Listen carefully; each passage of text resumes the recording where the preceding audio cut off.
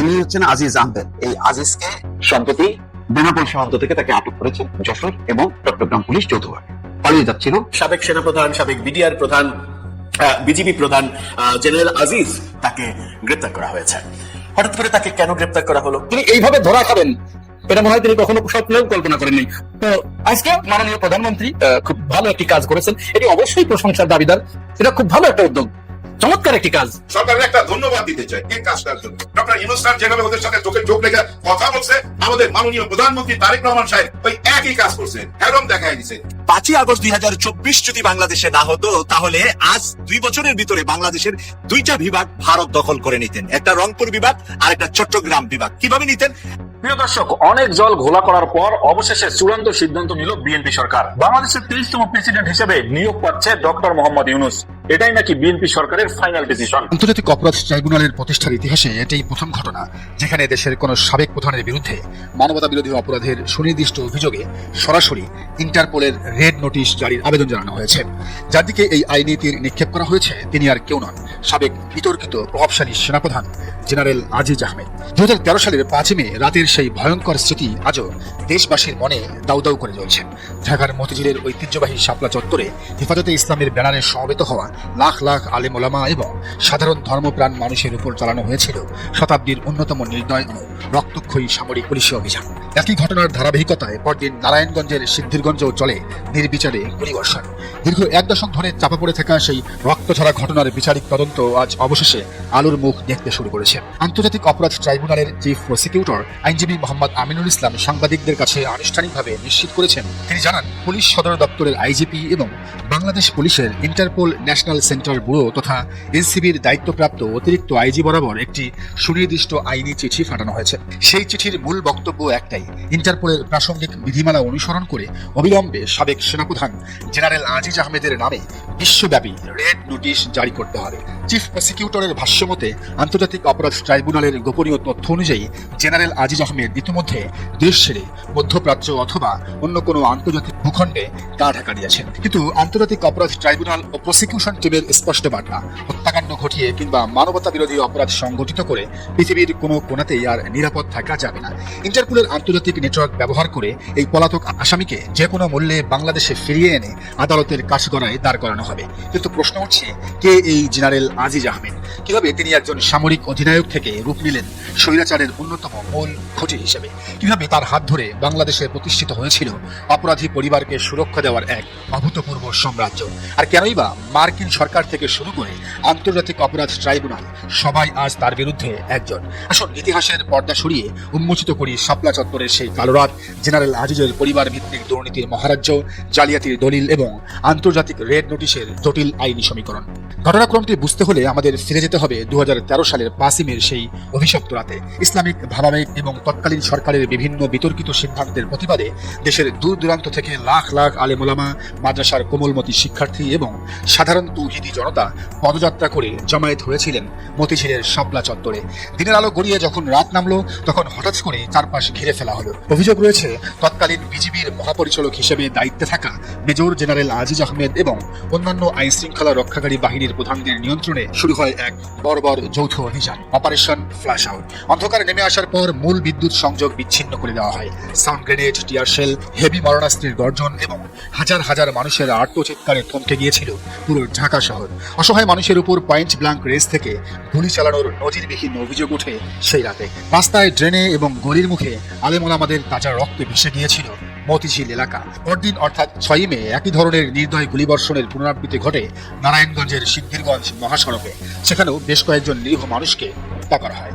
দীর্ঘদিন এই ভয়াবহ সত্যকে রাষ্ট্রীয় ক্ষমতার শক্তিতে ধামাচাপা দিয়ে রাখা হয়েছিল। কিন্তু ছাত্র জনতার জুলাই গণ অভ্যুত্থানের পর সত্য আর আটকে থাকেনি। গত 27 জুলাই আন্তর্জাতিক অপরাধ ট্রাইব্যুনাল শাপলা চত্বর ও সিদ্ধিরগঞ্জের হত্যাযজ্ঞের মামলায় মানবতা বিরোধী অপরাধের অভিযোগ আনুষ্ঠানিকভাবে আমলে নেয়। এই মামলার 1 নম্বর আসামি ক্ষমতাচ্যুত সাবেক প্রধানমন্ত্রী শেখ হাসিনা, আর তার সহযোগী হিসেবে অভিযুক্ত 41 জন আসামির মধ্যে যেসব শীর্ষ ব্যক্তিত্বের নাম এসেছে তারা হলেন সাবেক সেনাপ্রধান আজিজ আহমেদ, যুক্তরাষ্ট্রের নিষেধাজ্ঞা দুদকের মামলা আর ভাইদের জালিয়াতি এসবের চেয়েও শতগুণ বড় বিচারিক আতঙ্ক হয়ে এখন আজিজ আহমেদের সামনে দাঁড়িয়েছে শাপলা চত্বরের মানবতা বিরোধী অপরাধের মামলা। ক্ষমতার দাপট, সামরিক পোশাক আর রাজনৈতিক তোষামত দিয়ে তৈরি করা জেনারেল আজিজ আহমেদের সেই কাচের প্রাসাদ আজ পুরোপুরি চুরমার।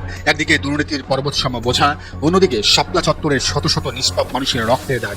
আন্তর্জাতিক অপরাধ ট্রাইব্যুনালের এই ঐতিহাসিক রেড নোটিশের আবেদন প্রমাণ করছে পাপের ঘোড়া পূর্ণ হলে পলায়নের পথও রুদ্ধ হয়ে যায়। ইন্টারপোলের আন্তর্জাতিক হুকুম দামে শেষ পর্যন্ত কি কাঠগড়ায় এসে দাঁড়াতে হবে জেনারেল আজিজকে? শাপলা চত্বরের শহীদদের পরিবার কি তবে দীর্ঘ 1 দশক পর পেতে যাচ্ছে কাঙ্ক্ষিত ন্যায় বিচার? তো আজকে মাননীয় প্রধানমন্ত্রী তিনি ঢাকাতে খুব ভালো একটি কাজ করেছেন, এটি অবশ্যই প্রশংসার দাবিদার। তিনি নারীদের জন্য পৃথক বাসের ব্যবস্থা করেছেন, কারণ আমরা জানি যে ঢাকা শহরে যে গণপরিবহনগুলো আছে এই গণপরিবহনগুলোতে আমাদের মা বোনরা যখন, আবার আরিন খান শুনলে পরে আমার আবার বিপদ, মা বোন বলে ফেললাম, যাই হোক, তো তারা যখন উঠতে যায় তখন আমরা দেখেছি দেখলে তাদের একটু বিড়ম্বনার শিকার হতে হয়। গণপরিবহনে তো সিট থাকে না, তাহলে একজন নারী যখন আমার পাশে দাঁড়িয়ে থাকে তখন আসলে এটা মায়ের সন্তান হিসেবে, বোনের ভাই হিসেবে এটা আমাদের কাছে অত্যন্ত পীড়াদায়ক মনে হয়।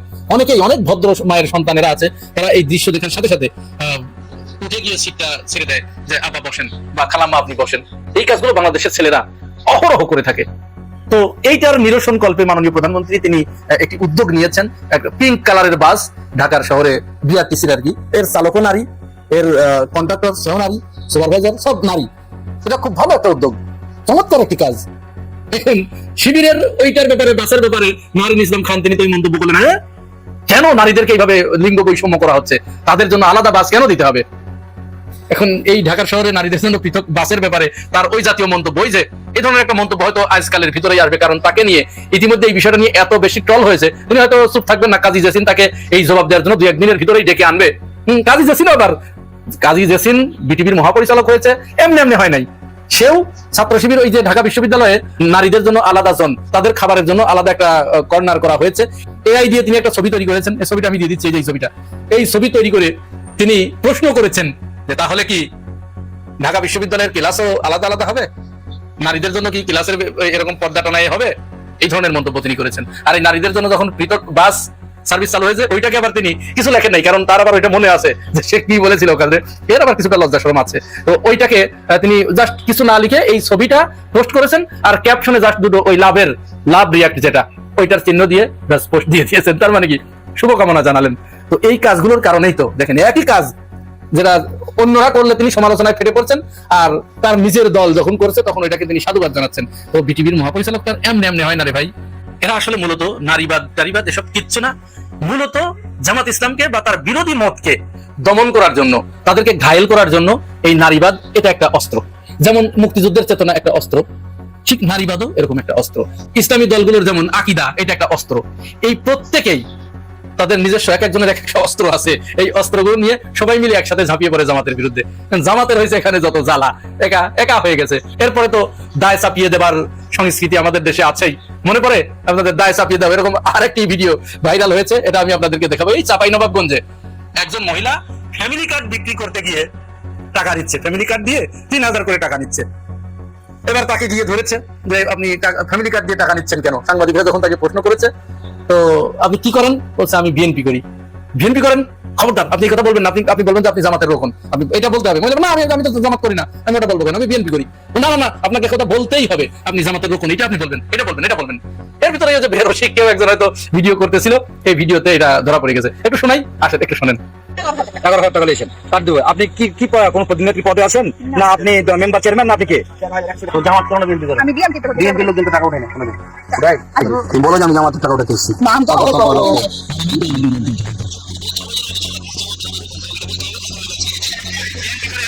এটা কি প্রথম না? এটা কিন্তু প্রথম না, এর আগেও এ ধরনের ঘটনা আছে। কিভাবে?